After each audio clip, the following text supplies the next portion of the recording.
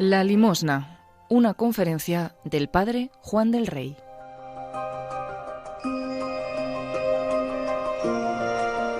Es una de las 3 reflexiones que este sacerdote dedica a la oración, el ayuno y la limosna, especialmente para el tiempo de Cuaresma.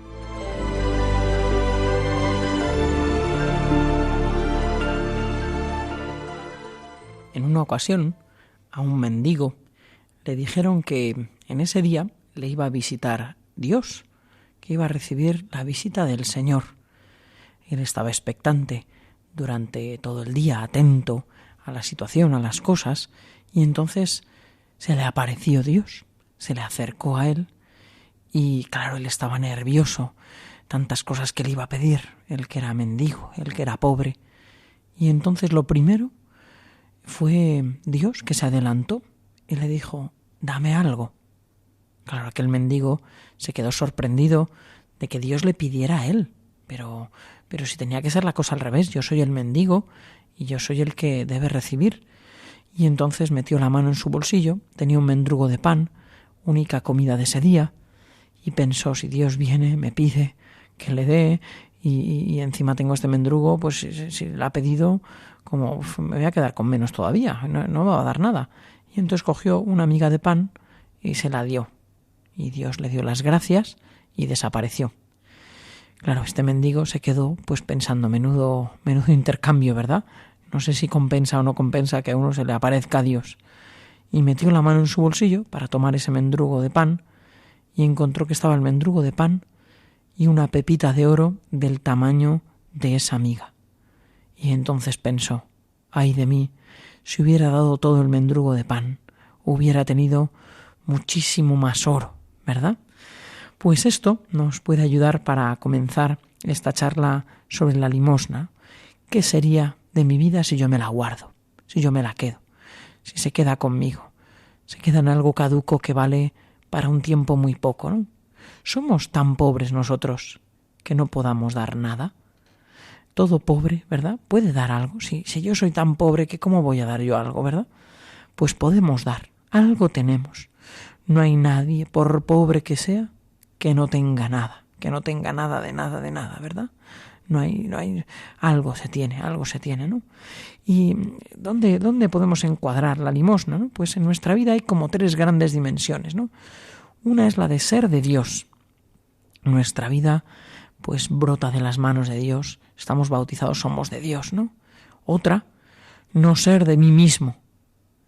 Y es decir, no estar yo buscándome a mí en todas las cosas y siendo yo el centro y yo el protagonista.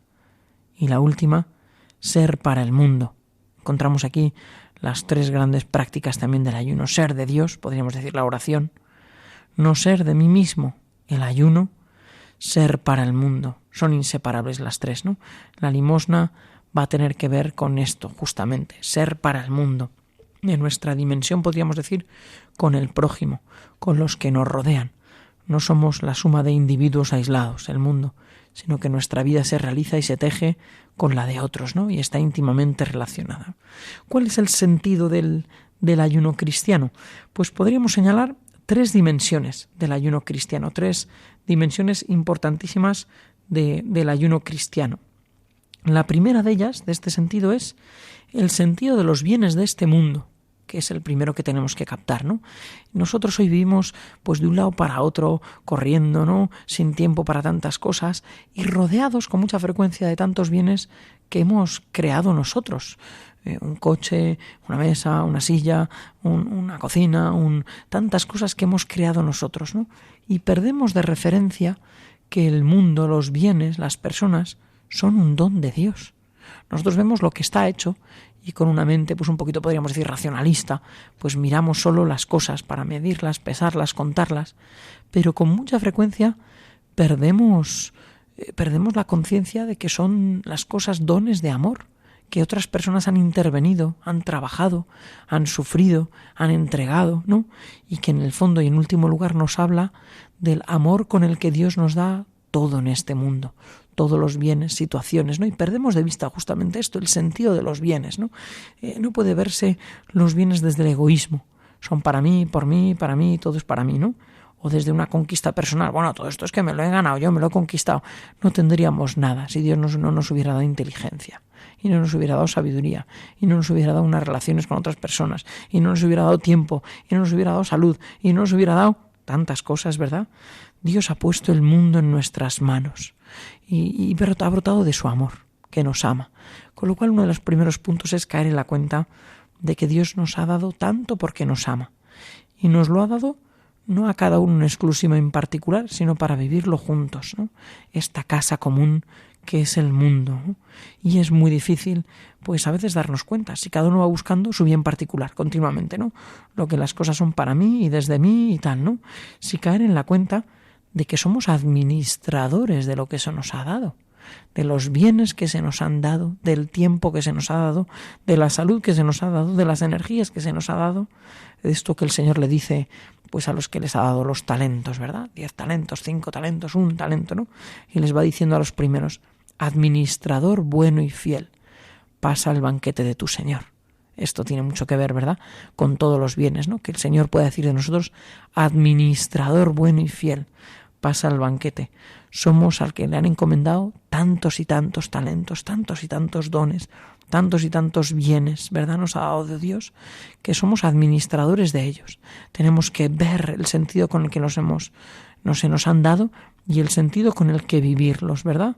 Es verdad, nosotros a veces, cuando el corazón ha descansado tanto en los bienes de este mundo, pues también nos viene bien escuchar ese otro evangelio donde el Señor, a ese que está viendo la cosecha que va a ser tan buena, está planificando los graneros que va a tener y lo que va a hacer y la empresa que va a montar, y el Señor le dice, ¿no?, en esa parábola, ¿no?: pero hombre, te van a pedir esta noche la vida, te van a pedir la vida, ¿no? Todos nos lo han dado para negociar, como dice el rey a quien le da estos talentos, ¿no?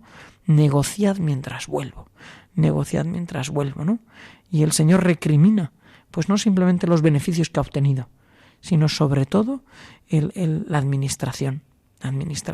No busca, tú tenías que haber 10, bueno, 10, está muy bien, 8 ya se hubiera quedado corto, ¿no? Sino tú has administrado la cosa, lo has movido, lo has puesto en juego o lo has enterrado, ¿verdad? Has enterrado esos bienes que Dios te ha dado, ¿no? Guardarlos para sí mismo es un modo tremendo de enterrarlos, ¿verdad? De enterrarlos, ¿no? En la cueva, podríamos decir, de mi propio yo. Pues el primero es el sentido de los bienes de este mundo. El segundo, ¿cuál puede ser? Pues el sentido de la propia vida. Es el segundo de los aspectos importantes de la limosna, ¿no? ¿Cuál es el sentido de mi propia vida, ¿no? Toda vida es un don de Dios, es un regalo. Toda vida, desde el seno materno, ya es un regalo de Dios, es un regalo a uno mismo y es un regalo para tantas personas, ¿no? Nuestra vida es un regalo para nuestros padres, para nuestros amigos, el esposo, la esposa, para nuestros hijos, ¿no? Nuestra vida tiene el sentido de ser un regalo, un don, ¿verdad? Y eso tiene consecuencias muy fuertes y muy grandes, ¿no? Nadie puede ser dueño de la vida de otro. Es un don, pero nadie es dueño de la vida de otro. Ni puede tomar decisiones sobre la vida de otro, ¿no? Tiene consecuencias sobre el valor de la vida y la dignidad de la vida grandísimas, ¿no? La vida le pertenece a Dios. Ha sido un don. Los padres, en ese misterio precioso, son creadores de la vida con Dios y la vida le pertenece al Señor. Es un regalo de Dios al mundo. Y a veces, pues no caemos en la cuenta justamente de esto, de que nuestra vida es un don de Dios para el mundo. ¿Y en qué medida es un don de Dios, no? Este individualismo atroz que marca nuestras culturas actuales, ¿verdad? Pues impide ver de qué manera mi vida es un regalo para las personas que me rodean, ¿no? Y cómo mi vida pues influye mucho en las personas que me rodean, ¿no? Padres, hermanos, amigos, hijos, ¿no? Tantos familiares, ¿no? Amistades. Es un don. ¿En qué medida mi vida? Y eso es muy bonito para el tiempo de la Cuaresma y de la limosna, ¿verdad? ¿En qué medida mi vida se está convirtiendo en un regalo para otros y para el mundo? Mi vida, que es en sí misma un don, es un regalo, lo es. ¿En qué medida se está convirtiendo de verdad en un regalo? Lo es, pero tiene que llegar a ser, ¿no? Porque entra en juego el misterio de nuestra libertad, el drama de nuestra libertad, ¿no?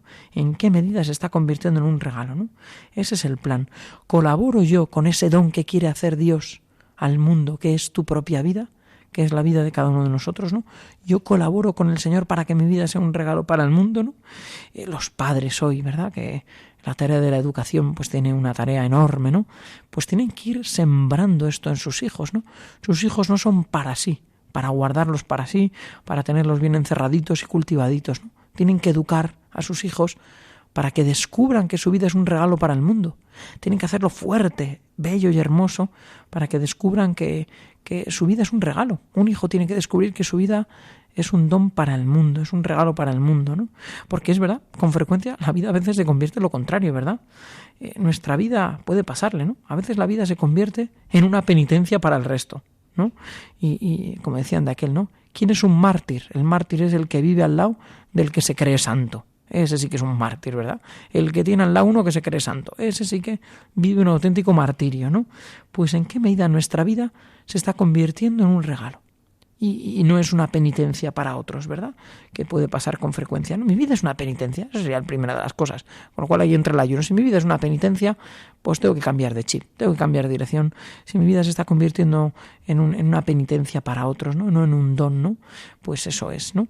Que mi vida conlleve esfuerzo de otros. Eso eso está fenomenal, porque también, claro, toda vida conlleva un esfuerzo, pero es un regalo, ¿no?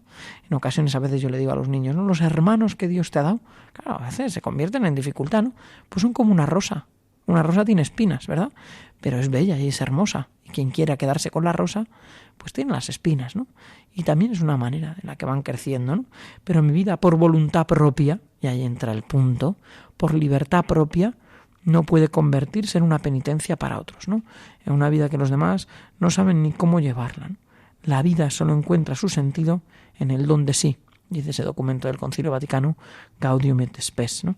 La vida solo va a encontrar su verdadero sentido cuando se convierte en un don, en un regalo para el mundo.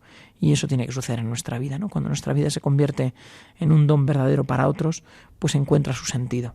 Y encuentra su sentido cuando se pone en juego nuestra vida con la vida de los que nos rodean, ¿verdad?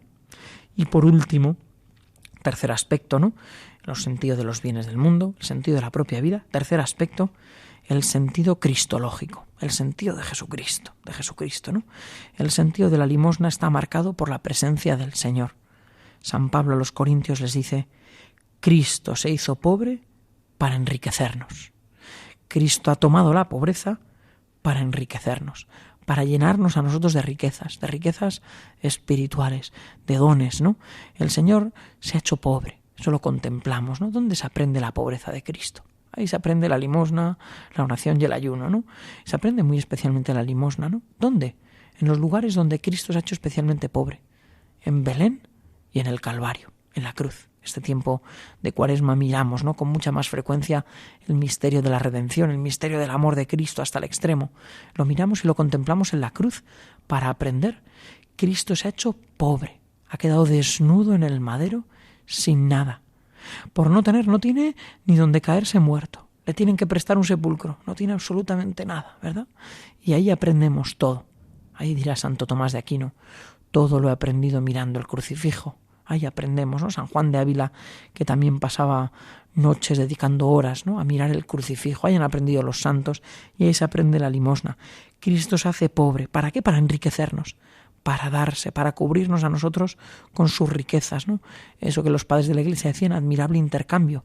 Él se hace pobre tomando nuestra naturaleza, nuestra fragilidad, nuestros pecados, nuestras miserias, ¿verdad? Lo más pobre en nuestra vida, nuestras miserias, ¿verdad?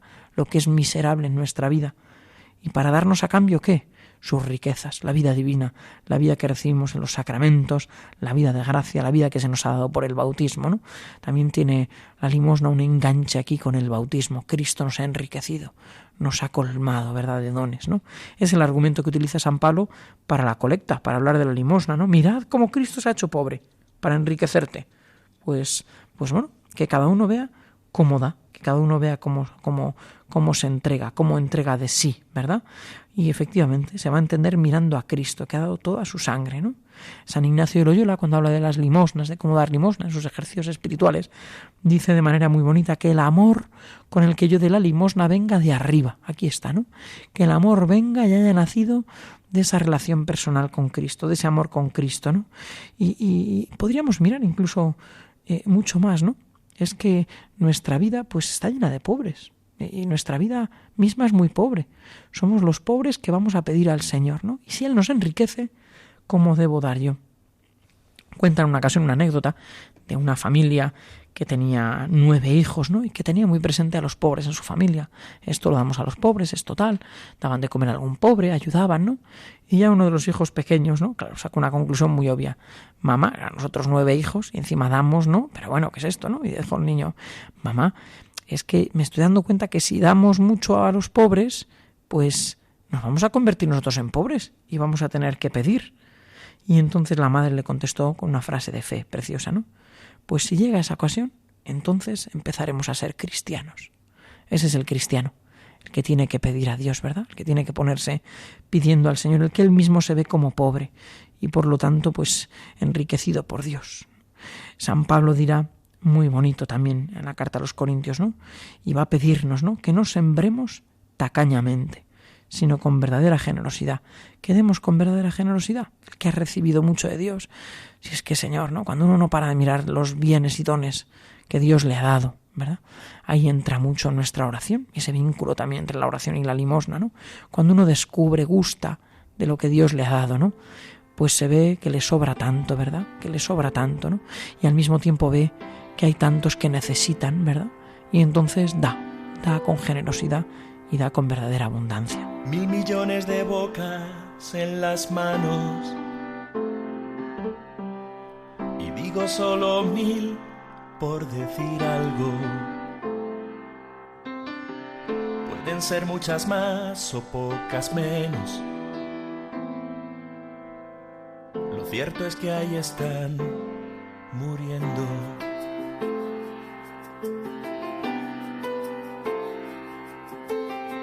No voy a repetir la misma historia. No quiero que mi canto sea hipócrita. 1.000 millones de hombres nos esperan. Otros muchos ya han muerto, pero aún quedan. Quisiera que mi canto nos gustara, que mi voz fuese ronca y mi guitarra llorase al ver pasar tanta miseria, el amargo desfile ante sus cuerdas.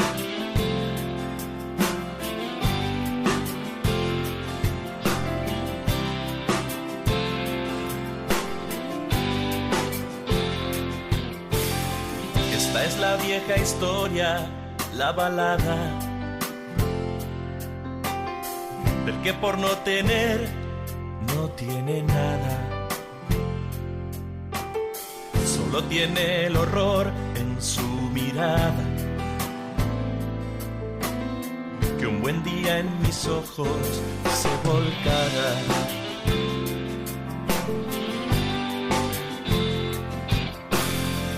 Ahora nada más y nada menos, y ahora cada cual juegue su juego. Las reglas ciertamente están muy claras, pero aún así qué fácil olvidarlas. ¿De qué lado estás tú en esta batalla? De los que piden pan y piden agua, o de los que les niegan las migajas, de los que se condenan o se salvan. ¿De qué lado estás tú en esta batalla? De los que piden pan y piden agua,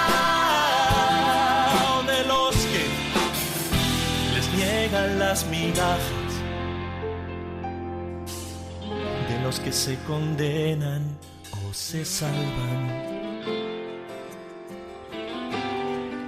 ¿Cómo vivir entonces la limosna, especialmente en este tiempo de Cuaresma, que está íntimamente asociada pues a la oración y al ayuno están enganchados de manera que no se puede vivir uno sin otro. Y no son verdaderos uno sin el otro. Van íntimamente unidos. ¿Cómo se puede vivir? Pues ya San Pablo habla de uno de los rasgos que hemos citado justamente antes, ¿verdad? La generosidad. Que no demos, no sembremos tacañamente, porque la limosna muestra la abundancia del corazón. Y por eso San Pablo dice que demos con abundancia, con verdadera abundancia, ¿no? ¿Cuál es la medida de la limosna en nuestra vida? ¿Qué medida tener? Pues San Pablo también da otro criterio. Dice que cada uno dé según su conciencia. ¿Qué quiere decir eso? Porque la palabra conciencia en este mundo actual pues es muy complicado. A veces la utilizamos para encerrarnos en nuestro castillo, ¿no? Esto lo decido yo en conciencia, ya ahí no se mete nadie, ¿no? Y no es el castillo, la conciencia, ¿no? Sino es, podríamos decir aquí, justamente, ¿no? Cada uno dé según su conciencia la ciencia del amor. Es decir, la conciencia es el conocimiento del amor con el que Dios me ha dado. Es decir, que cada uno dé según su conciencia quiere decir que cada uno dé según el amor recibido, el amor conocido y el amor que se quiera vivir. Casi nada. Ya no es un criterio individualista personal que a veces puede estar cargado de egoísmo, ¿no? Sino que cada uno dé, efectivamente, según el amor que ha recibido y ha conocido, y cada uno dé según el amor que quiere vivir, que quiere entregar, que quiere dar verdaderamente, ¿no? Tiene que vivirse con verdadero amor. Tenemos el ejemplo ese precioso en el capítulo 21 de San Lucas, de esa mujer viuda que va al templo, ¿verdad? Y muchos daban al templo tanto, y esa mujer echa algo muy sencillo, y que el Señor se da cuenta, el Señor ve, ¿verdad? Y dice, esa mujer ha dado más que los demás. Claro, los demás dirían, este está chalao, ¿verdad? Pero si los demás han dado más, que lo de ver más y menos lo veo yo, ¿no? Le dirían. Y entonces, pero callan, ya están acostumbrados los apóstoles a que a veces les dé una pequeña lección y ya han ganado un poquito de prudencia, estamos al final del Evangelio de San Lucas, y entonces guardan silencio, no a ver qué va a decirnos, ¿no? Dice, ha dado más. ¿Por qué? Porque los demás han dado de lo que les sobra y esta viuda ha dado de lo que le hace falta, ¿no? Para vivir la limosna es muy importante pues tener en cuenta que en nuestra vida hay 3 personas distintas. La primera, pues la que veo yo, la que me veo yo a mí mismo. Cuántas veces esa manera de mirarnos está muy distorsionada, ¿verdad? Muy engreída, o a veces muy caída. Yo no valgo para nada, yo no sirvo para nada, y tal, ¿no? Es una visión que suele tener bastantes fallos, ¿no?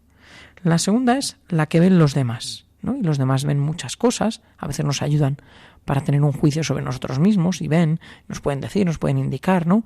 En otras ocasiones es un juicio tan desacertado, ¿no? Y nos juzgan malamente, y a veces nos hace nuestro daño y tal, ¿no?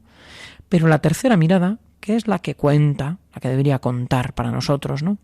Es cómo me ve Dios, cómo me ve Dios. Aquí entra la oración, ¿verdad?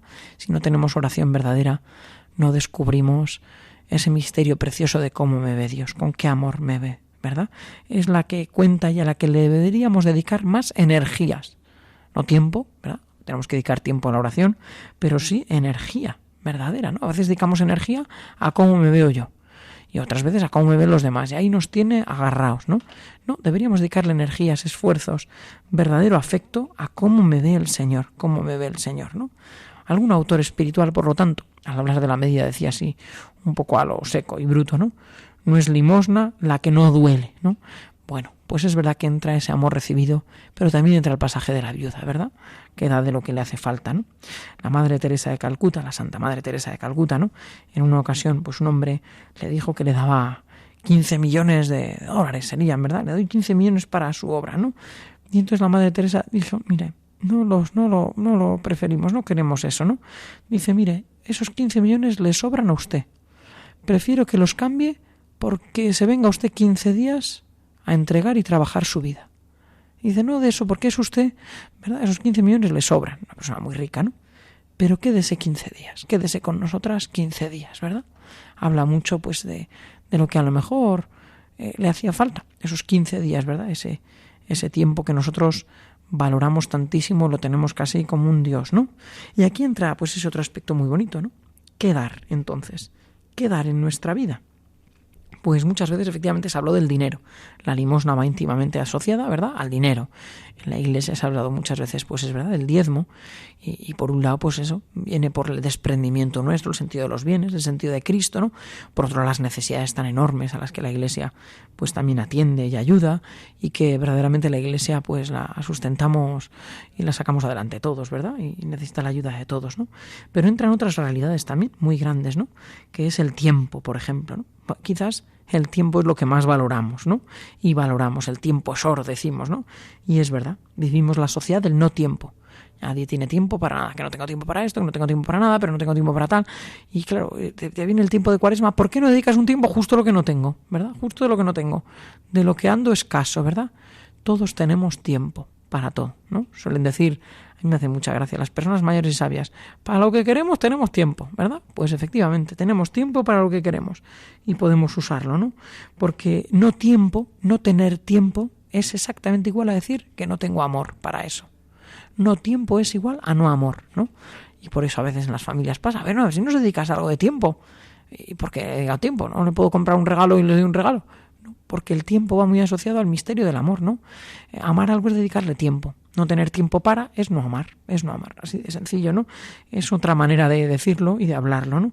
Porque a lo que amamos, pues le dedicamos tiempo, ¿no? Necesitamos hoy generar tiempos y espacios para vivir el amor, para amar a quien entra en nuestra vida, a quien Dios nos ha puesto, ¿no? A quien queremos, y especialmente a las personas más necesitadas de nuestra vida y que nos rodeen, ¿verdad? Y efectivamente, el tiempo, igual que la limosna de dinero, claro, para darlo, pues como sucede hoy, me lo tendré que quitar de algo, me lo tendré que quitar de algún lado, ¿no? No tengo tiempo, pues de algún lado lo tendré que quitar, claro, ayuno y limosna van íntimamente asociados. Me lo quito de tantas cosas, tiempos y necesidades superficiales para darlo, ¿verdad? Para darlo, ¿no? Para dar es necesario quitar. Va íntimamente asociado, ¿no? Nadie piensa cuando nos dicen, ¿por qué no dedicas un tiempo a que estemos todo el día rascándonos la barriga, ¿no? Estamos muy, pero es verdad, llenos, pero necesitamos dar verdaderamente, ¿no? Para que nuestra vida adquiera su verdadero sentido, ¿no? Los dones de Dios se pongan verdaderamente en juego, todo lo que el Señor ha dado, ¿no? Limosna y ayuno van íntimamente unidos, ¿no? A veces dar de mi tiempo va muy asociado a dar de mi interés en la escucha, por ejemplo, ¿no? Dar mi escucha, ¿no? Muy asociado a otro ayuno, al de callarme, claro, para poder escuchar, ¿no? A lo mejor, pues una de las limosnas que tenemos que dar es poner verdaderamente oídos, ¿no? Eso sí que cuesta, ¿verdad? Poner oídos, dar de mi interés, de mi escucha. Tendré que ayunar de hablar para poder dar de mi interés en la escucha, ¿no? Dar de mi amor a personas que a veces nos cuesta amar. Todos, vamos, salvo milagro o don de Dios, ¿no? Todos tenemos personas a nuestro alrededor que nos cuesta amar, ¿no? A personas que nos cuesta, todos tenemos a alguien así, alguien que es más duro, más difícil, más pesado, todos tenemos muchas personas que alrededor nos cuesta amar, pues a lo mejor tenemos que dar de nuestro amor, de nuestra presencia, de nuestro cariño, ¿verdad? El mundo de hoy tiene muchísimas pobrezas, ¿no? Porque muchas veces, y a veces no caemos en la cuenta, ¿no? Esas personas que nos cuesta amar, por lo general hay una pobreza detrás, una pobreza de vida, una pobreza de virtudes, una pobreza de valores, ¿no? Las personas que son encantadoras, que nos encantan, ¿verdad? Pues claro, tienen una riqueza a veces personal muy grande, ¿no? Y las personas que les falta esa riqueza pobre de personal, pues cuánto nos cuesta amarlas, ¿verdad? Pues la limosna tiene mucho que ver aquí, ¿no? No cerrarnos a nuestra propia carne, a nosotros mismos, sino ser capaz de amar, ¿no?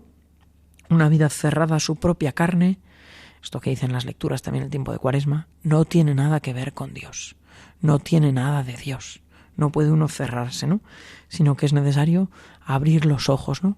A quien está a veces reclamando nuestro amor, a quien está reclamando y pidiendo nuestro amor y nuestro tiempo, ¿no? Esta vida tan acelerada que a veces tenemos impide dar y darse de verdad y por lo tanto amar, ¿no? Y por lo tanto amar. Por eso en nuestra vida le pasa, ¿no? Hacemos muchas cosas, pero amamos muy poco, ¿no? Y a veces incluso puede llegar a pasar en una vida familiar, ¿eh? En casa hacemos muchas cosas, pero nos amamos, nos queremos, ¿no? Hay un verdadero amor, ¿no? Que se da ahí, ¿no? El tiempo, el amor, entran tantas realidades que Dios nos ha dado para dar, ¿no? Cristo en su naturaleza humana, ha sido enriquecido con el don del Espíritu Santo, ¿verdad? Cristo, la persona de Cristo, ¿no? Que está plena de la divinidad, ¿no? Pues nos da a nosotros, ¿no? Nos enriquece, se hace pobre para enriquecernos.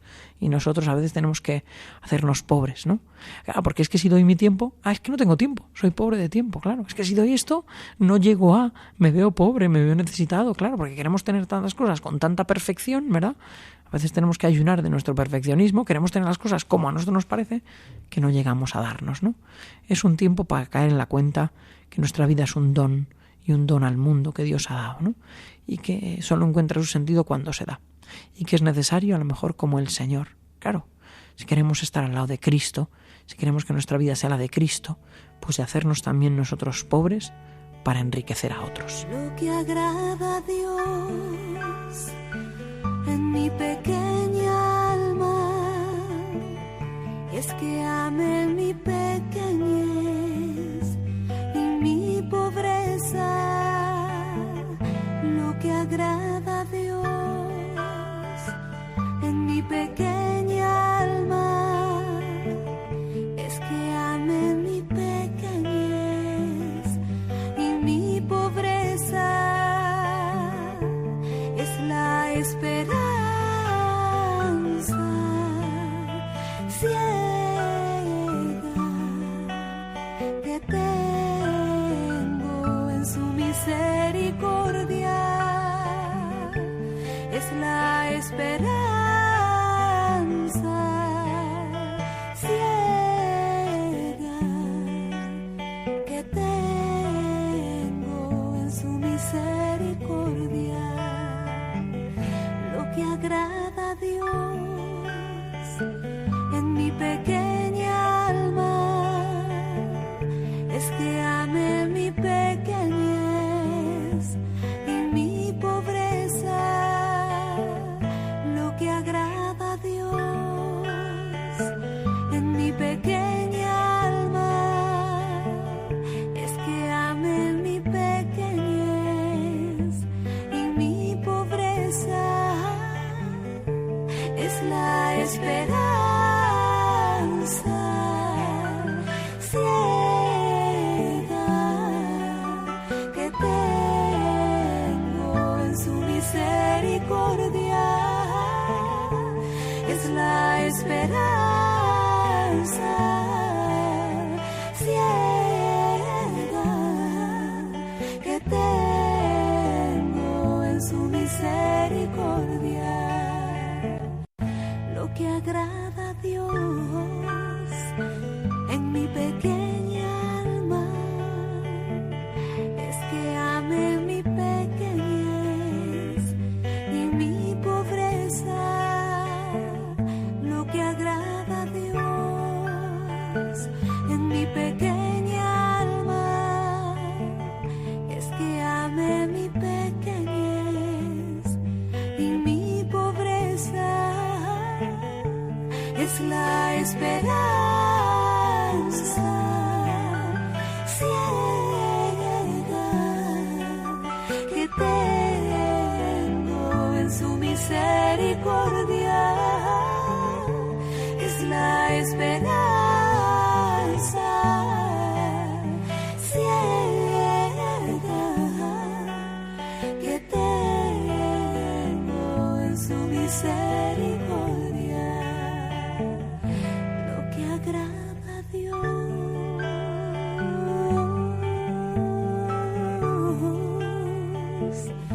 Lo que agrada a Dios.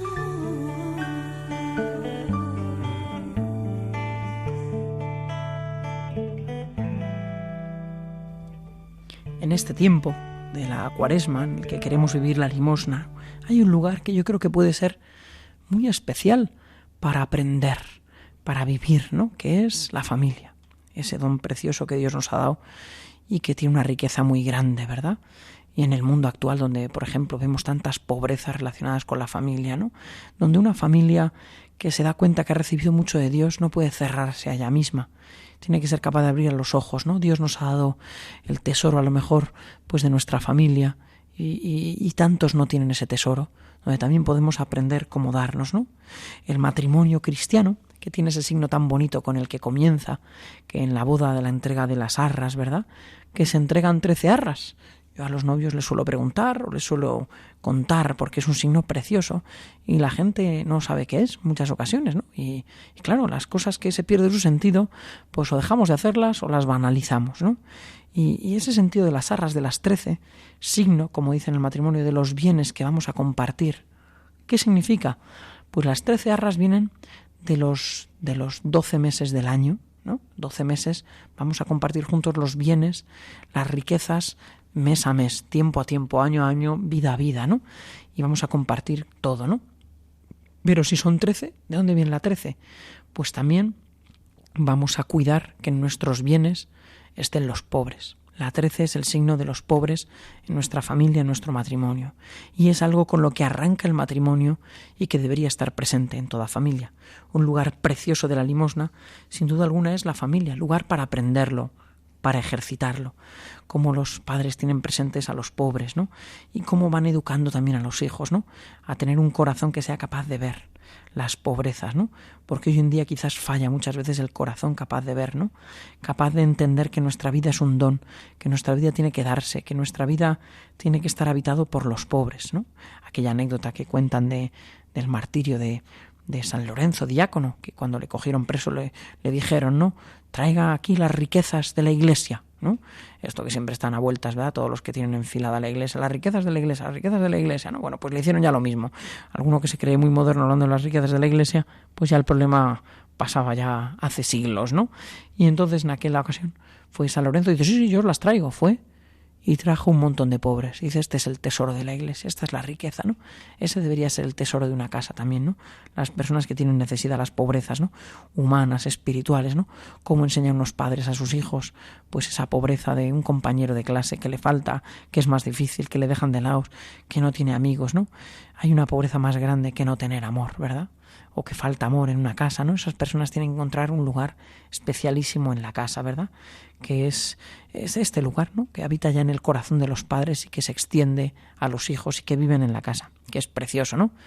Y hay un aspecto también muy bonito de la limosna, que San Agustín lo habla en muchas ocasiones, en sus sermones sobre la Cuaresma.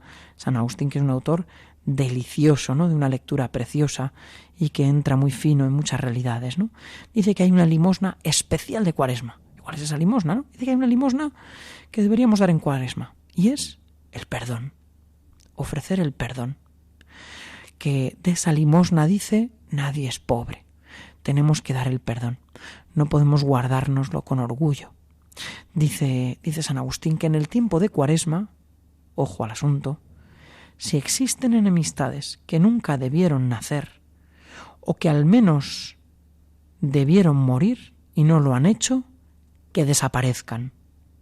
Si existen enemistades que nunca debieron nacer, a veces nacen enemistades y no sabemos cómo, o han ido haciendo, las enemistades nacen a veces a lo tonto sin darse cuenta en el corazón. A veces las enemistades nacen también, pues de repente una discusión, tal, se hincha la conversación y estalla.